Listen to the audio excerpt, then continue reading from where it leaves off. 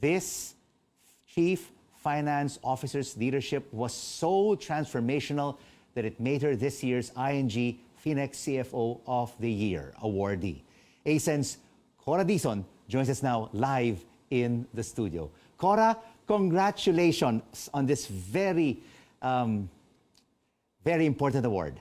Thank you. Thank you very much, Rico, and thank you for having me here. So what does this mean? What does this mean to you and your profession as a Chief Financial Officer? Well, this award is very prestigious. It is one award that every CFO would dream of, and I'm very honored to receive this award on behalf of the hardworking and persevering teams in ACEN, and it also stands for the growth story of ACEN.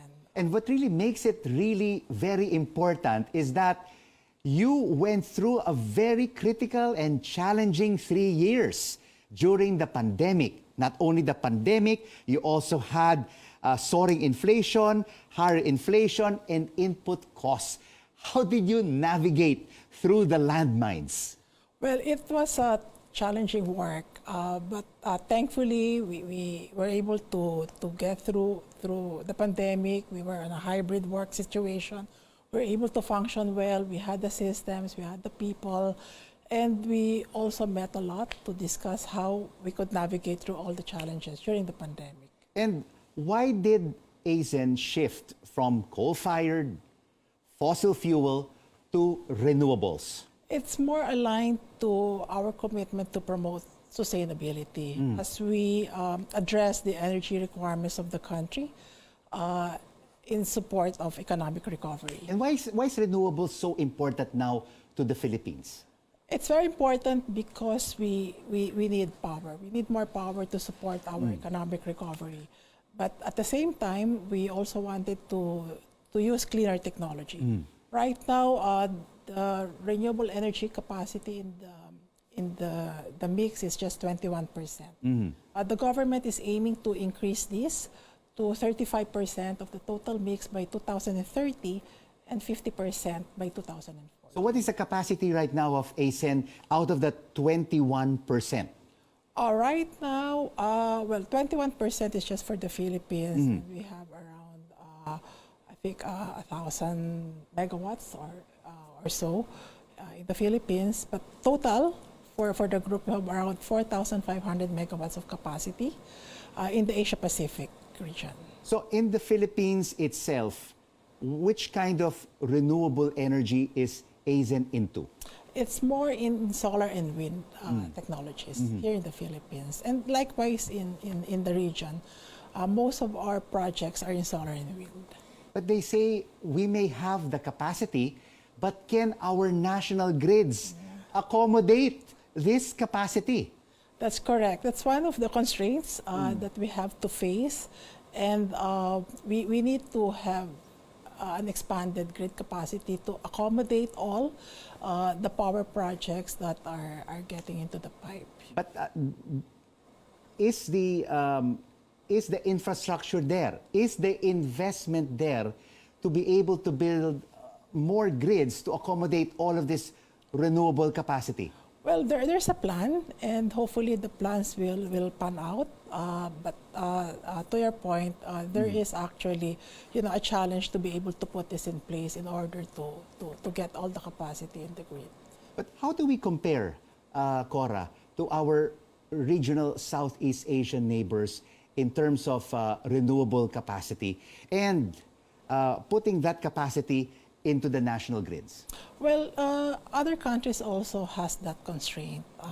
It's not only in the Philippines that we have the challenge of being able to connect to the grid, and that's what we're trying to address in the markets where we operate and where we look to expand our portfolio. But taking a look at the grassroots, how many of our communities and kababayans are benefiting right now from ACEN's renewable capacity? Well, the benefit would come in terms of reliable and dependable supply, of course, for the whole country to have that enough power to supply all the requirements of the country.